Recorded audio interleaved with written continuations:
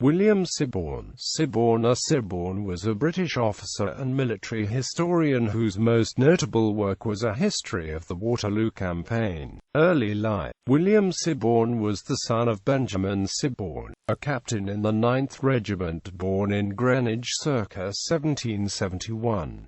His father had been wounded at the Battle of Nivelle in the Peninsular War. William Siborne graduated from the Royal Military College, Sandhurst in 1814, having been commissioned as an ensign in the same regiment on the 9th of September 1813, before he joined the 2nd Battalion at Canterbury, then Chatham, and finally Sheerness in 1815.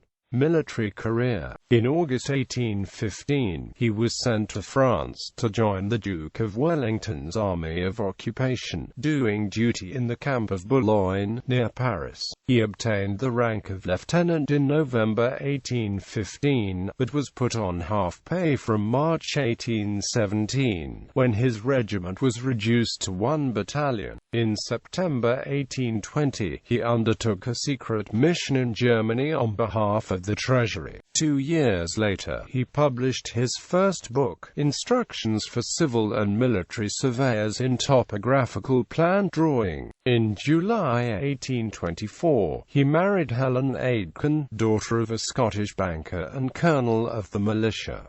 They subsequently had son and daughter. On the 11th of November 1824, he was gazetted to the 47th Regiment, this being backdated to November 1815, and went on leave in Europe. In March 1826, he was appointed as Assistant Military Secretary to the Commander-in-Chief, Ireland, holding this post until 1843. In 1827, he published his second book, A Practical Treatise on Topographical Surveying and Drawing, which was dedicated to his Commander-in-Chief Sir George Murray.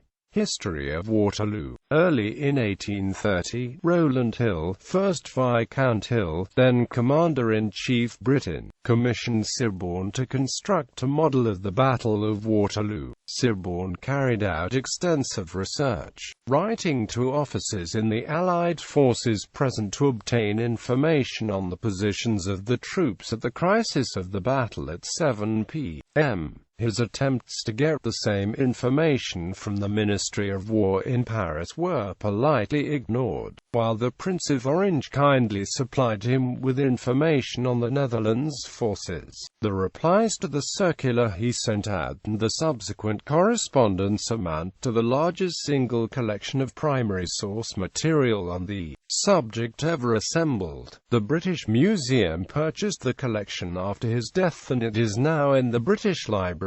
He spent 8 months at the farm of La Haye-Sainte surveying the entire battlefield. The actual model took until 1838 to complete, partly because Siborne still had his main military duties to fulfill. Progress was interrupted in 1833 by the new ministry's refusal to allocate new funds. Siborne financed the model himself from then onwards. Peter Hoshrower claimed in a controversial book that during the construction of the large model, Siborne earned the enmity of the Duke of Wellington, as Siborne's research called into question parts of the Duke's version of events at Waterloo. This, claims Hoshrower, led to Siborne's attempts to get the government to honor its obligation to him being thwarted, his attempts to obtain his captaincy being obstructed, and a smear campaign being undertaken against him. The final total cost was around £3,000, which Siborne had considerable difficulty in recovering, as the exhibitor of its first public display in London cheated him of much of his share of the revenues. Siborne also built a smaller model of a portion of the battlefield on a larger scale. The main model was purchased by the Royal United Service Institution after his death, and is now in the Changing the World Gallery at the National Army Museum, London.